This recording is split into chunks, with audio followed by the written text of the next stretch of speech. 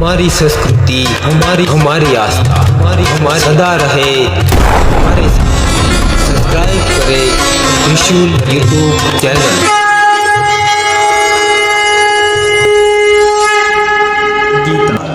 भागवत गीता। श्री कृष्ण ने महाभारत के युद्ध भूमि कुरुक्षेत्र के मैदान में श्री कृष्ण ने अर्जुन को सफलता का गीता उपदेश दिया। उसका अनुसरण करके आज हम सफलता प्राप्त कर सकते हैं। क्या है वो उपदेश, आज हम इस वीडियो के माध्यम से जानेंगे। हमारे इस चैनल पर पहली बार है तो इस चैनल को सब्सक्राइब जरूर कीजिएगा। हमारा यह लक्ष्य है कि सभी सफलता की मार्ग की ओर चले और सफलता प्राप्त करें। इसीलिए इस वीडियो को पूरा देखना और उसे ध्यान से सुनना। आइए जानते हैं सफलता का वो गीता उपदेश। श्री कृष्ण ने अर्जुन को बताया कि कर्म की चिंता ना कर। हे अर्जुन, तुम्हारा अधिकार केवल कर्म करने पर है, इसके फल पर नहीं। इसलिए कर्म का फल तुम्हें न तो भाग्य मानकर चाहिए और कर्म से विमुख भी नहीं होना चाहिए। मान लीजिए एक विद्यार्थी है जो परीक्षा की तैयारी कर रहा है। अगर वह अपने प्रयासों पर ध्यान केंद्रित करता है और ईमानदारी से पढ़ाई करता है तो उसे अच्छे अंक प्राप्त होते हैं। लेकिन यदि वह केवल परीक्षा के परिणाम के बारे में सोचता रहता है और चिंता करता है कि परिणाम अच्छा आएगा या नहीं, तो वो उसकी मानसिक स्थिति प्रभावित हो सकती है। इस मानसिक तनाव के कारण वह अपनी पढ़ाई की सही तरीके से ध्यान नहीं दे पाएगा और परिणाम स्वरूप उसके अंक प्रभावित हो सकते हैं। इस उदाहरण से श्री कृष्ण का उपदेश यह है कि विद्यार्थी को केवल अपनी पढ़ाई पर ध्यान केंद्रित करना चाहिए और परिणामों की चिंता नहीं करनी चाहिए। अगर वह पूरी मेहनत और समर्पण के साथ काम करता है तो परिणाम सकारात्मक ही होगा। इस तरह से कर्म फल की चिंता केवल मानसिक तनाव ही उत्पन्न कर सकती है और कार्य की गुणवत्ता को प्रभावित कर सकती है। संगठित और अनुशासित रहना। श्री कृष्ण ने अर्जुन को बताया कि सफलता के लिए अनुशासन और संगठित तरीके से काम करना अत्यंत महत्वपूर्ण है। मान लीजिए एक युवा उद्यमी अपने व्यवसाय को सफल बनाना चाहता है। यदि वह बिना किसी योजना या प्रणाली से काम करता है तो उसके प्रयास बिखर सकते हैं और परिणाम स्वरूप सफलता की संभावना कम हो सकती है। अगर वह अपने कार्यों को संगठित करता है और एक ठोस योजना बनाता है जिससे समय प्रबंध, लक्ष्य निर्धारण और नियमित समीक्षा शामिल है, तो उसके कार्य सुव्यवस्थित होंगे। वह अपनी दिनचर्या में एक निश्चित समय पर कर्मचारियों की बैठक, परियोजना की प्रगति की समीक्षा और ग्राहक सेवाओं की गतिविधियों को शामिल करता है तो यह अनुशासन उसकी कार्य क्षमता को बढ़ाता है, बल्कि उसे अपने उद्देश्य पर ध्यान केंद्रित रखने की भी मदद करता है।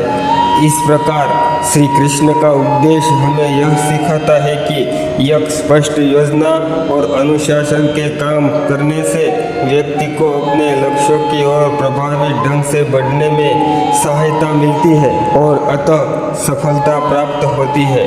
श्री कृष्ण ने स्वधर्म की पहचान और पालन के बारे में भी बताया है। गीता के अनुसार स्वधर्म की पहचान और पालन सफलता की प्राप्ति के लिए आवश्यक है। मान लीजिए एक व्यक्ति डॉक्टर बनना चाहता है। यदि वह अपनी स्वधर्म की पहचान कर लेता है, जिसका अर्थ है कि उसने अपनी भूमिका और कर्तव्यों को समझ लिया है और वह पूरी निष्ठा और समर्पण से चिकित्सा क्षेत्र में काम करता है, तो वह इस क्षेत्र में सफलता प्राप्त कर सकता है।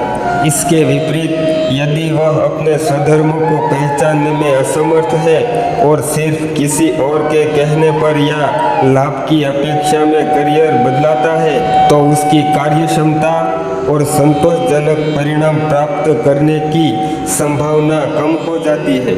इसी प्रकार अर्जुन को गीता में श्री कृष्ण ने उसकी भूमिका धर्म के अनुसार ही युद्ध करने की सलाह दी। अर्जुन का कर्तव्य था कि वह युद्ध भूमि में अपने कर्तव्यों का पालन करे और अपने स्वधर्म का पालन करके अपने लक्ष्य को प्राप्त करे। श्री कृष्ण का उपदेश यह दर्शाता है कि जब कोई व्यक्ति अपने स्वधर्म के अनुसार कार्य करता है तो वह अपनी क्षमताओं का पूरा उपयोग करते हुए सफलता प्राप्त कर सकता है। और श्री कृष्ण ने यह भी कहा है कि अस्तित्व की सच्चाई को हमें समझना चाहिए। गीता में आत्मा की अमरता और शरीर के नाशवान होने की बात की गई है। अर्थात एक व्यक्ति व्यवसाय में असफलता का सामना कर रहा है और वह असफलता उसे तनाव दे रही है। यदि वह गीता की इस सच्चाई को समझता है कि आत्मा अमर है और शारीरिक या भौतिक संपत्तियां क्षणिक है, तो वह इस असफलता को व्यक्तिगत असफलता के रूप में नहीं देखेगा। वह समझ जाएगा कि यह असफलता केवल अस्थायी स्थिति है और आत्मा, जो उसकी असली पहचान है, अमर और अपरिवर्तनीय है। इस सच्चाई के आधार पर वह असफलता को चुनौती के रूप में स्वीकार करेगा और पुनः प्रयास करने में सक्षम होगा। इस प्रकार आत्मा की अमरता को समझने से व्यक्ति जीवन की कठिनाइयों को धैर्य और आत्मविश्वास के साथ स्वीकार कर सकता है, जो उसे अतः सफलता की ओर ले जाता है।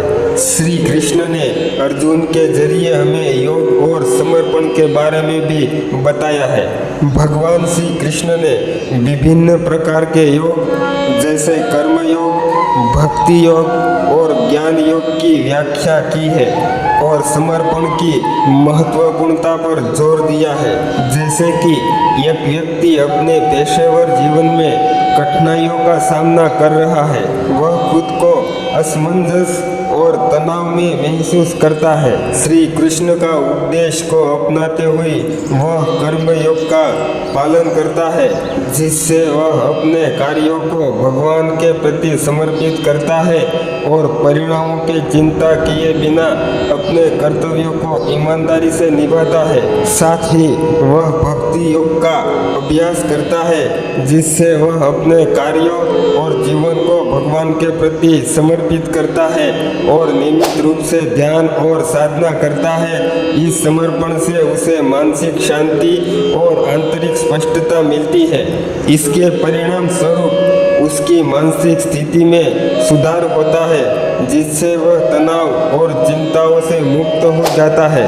अपनी बढ़ी हुई मानसिक स्पष्टता के साथ वह अपने कार्यों में अधिक कुशलता और प्रभावशीलता के साथ काम करता है, जो अतः उसे सफलता की ओर ही ले जाता है। इस प्रकार श्री कृष्ण का उपदेश यह दर्शाता है कि योग और समर्पण के माध्यम से व्यक्ति मानसिक शांति और स्पष्टता प्राप्त कर सकता है और उसकी सफलता की यात्रा को सुलभ बनाता है। और सफलता प्राप्त करने के लिए संतुलित और स्थिर मन भी रखना जरूरी है। गीता में भगवान श्री कृष्ण ने संतुलित और स्थिर मन की महत्वपूर्णता पर जोर दिया है। मान लीजिए एक व्यापारी अपने व्यापार के नए विस्तार पर विचार कर रहा है, लेकिन वह विभिन्न आर्थिक और व्यावसायिक चुनौतियों को लेकर चिंतित है। यदि उसका मन असंतुलित और अशांत है तो वह इस समस्याओं को सही ढंग से समझने में और समाधान के लिए उचित निर्णय लेने में असमर्थ रहेगा। इसके विपरीत यदि व्यापारी गीता के उपदेश को अपनाता है और उसे मन को संतुलित और स्थिर बनाए रखता है, तो वह स्पष्टता और आत्मविश्वास के साथ निर्णय ले सकता है। वह शांतिपूर्ण स्थिति में व्यापार की संभावना का विश्लेषण कर सकता है और वह सही कदम भी उठा सकता है।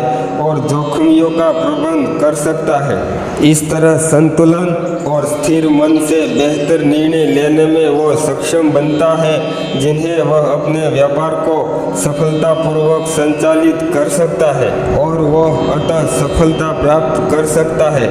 श्री कृष्ण का यह उपदेश दर्शाता है कि मानसिक स्थिरता सफलता की प्राप्ति के महत्वपूर्ण भूमिका निभाती है। श्री कृष्ण ने अनायास सफलता की अपेक्षा न करने का भी गीता में अर्जुन को कहा है। गीता में भगवान श्री कृष्ण ने कहा है कि सफलता के लिए कठिनाइयाँ और संघर्ष अनिवार्य है और निरंतर प्रयास और धैर्य की आवश्यकता होती है। अगर कोई व्यक्ति नई तकनीकी की स्टार्टअप शुरू करता है तो शुरुआत में उसे कई समस्याओं का सामना करना पड़ता है, जैसे कि वित्तीय संकट, बाजार में प्रतिस्पर्धा और तकनीकी चुनौतियां। ऐसी कई चुनौतियों का सामना करना पड़ता है। अगर व्यक्ति त्वरित सफलता की अपेक्षा करता है और पहले ही असफलता पर निराश हो जाता है तो वह अपने लक्ष्य को प्राप्त नहीं कर पाएगा। लेकिन अगर वह श्री कृष्ण के उपदेश को मानते हुए संघर्ष और असफलताओं के बावजूद निरंतर प्रयास करता रहता है तो धीरे धीरे वह समस्याओं को समझकर हल कर सकता है। उसके धैर्य और निरंतर प्रयास से वह तकनीकी की समस्याओं का समाधान खोजेगा, व्यवसाय की योजनाओं को सही दिशा में ले जाएगा और अतः सफलता प्राप्त करेगा। इस प्रकार भगवान श्री कृष्ण का उपदेश यह बताता है कि अनायास सफलता की अपेक्षा न करके संघर्ष और प्रयास के साथ काम करना ही वास्तविक सफलता की कुंजी है। भगवान श्री कृष्ण का यह सफलता का गीता उपदेश सुनकर हम जीवन में खूब आगे बढ़े और एक सफल व्यक्ति बने। और दोस्तों, यह बातें आपको अच्छी लगी हो, यह वीडियो आपको अच्छा लगा हो तो उसे सब्सक्राइब करना और उसे शेयर, ताकि आपका प्यार और समर्थन हमें मिलता रहे।